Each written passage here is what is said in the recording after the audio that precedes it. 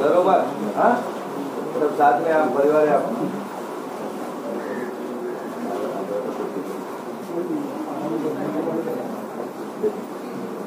आप लोग बेटा चलो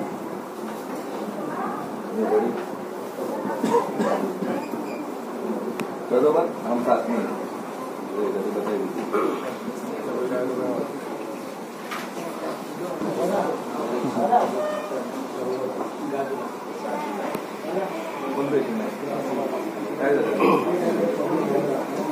पॉइजन घेतलं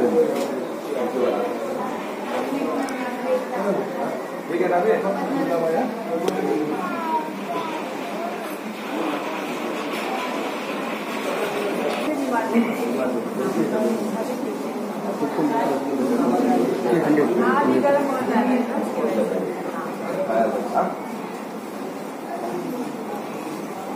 ये डॉक्टर क्या होता है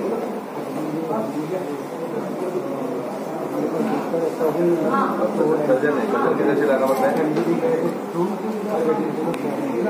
खाली वेंटे 10 लाख और ओनली हमने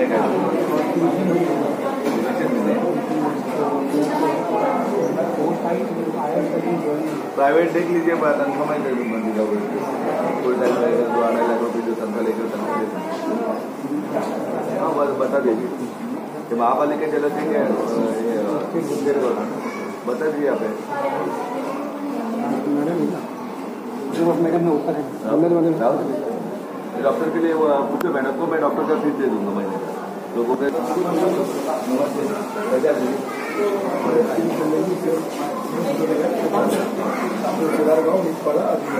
आगे पडेला आलो होतो महिलांच्या कार्यक्रमाला आलो होतो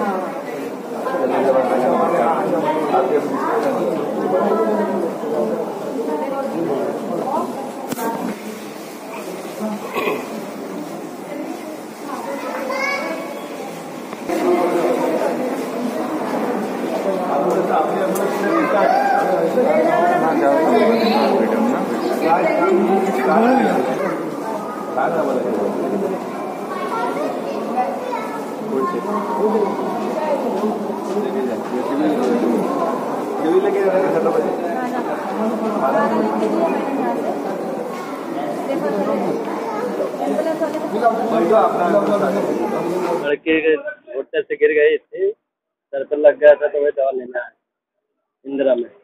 दवा मिला क्या आपको? हाँ स्क्रीन हो गया सब, अभी रिपोर्ट बोले परसों मिलेगा। परसों मिलेगा, आज भी नहीं मिल रहा है? नहीं, इसको बच्चे को पूरा स्क्रीन करे है ना, तो बोले परसों मिलेगा। तो वही दवा लेना है, तो अभी दवा नहीं मिला है। दवा मिला नहीं?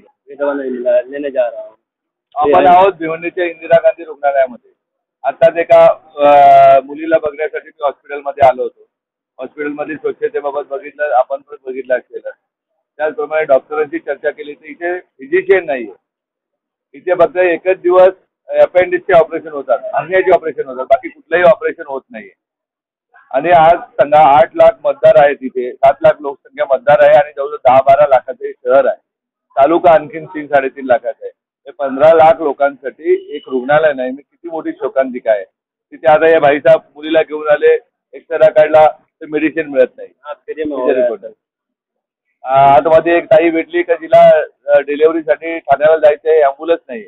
ही दुरावस्था आमची कधी सुधारणार नाही।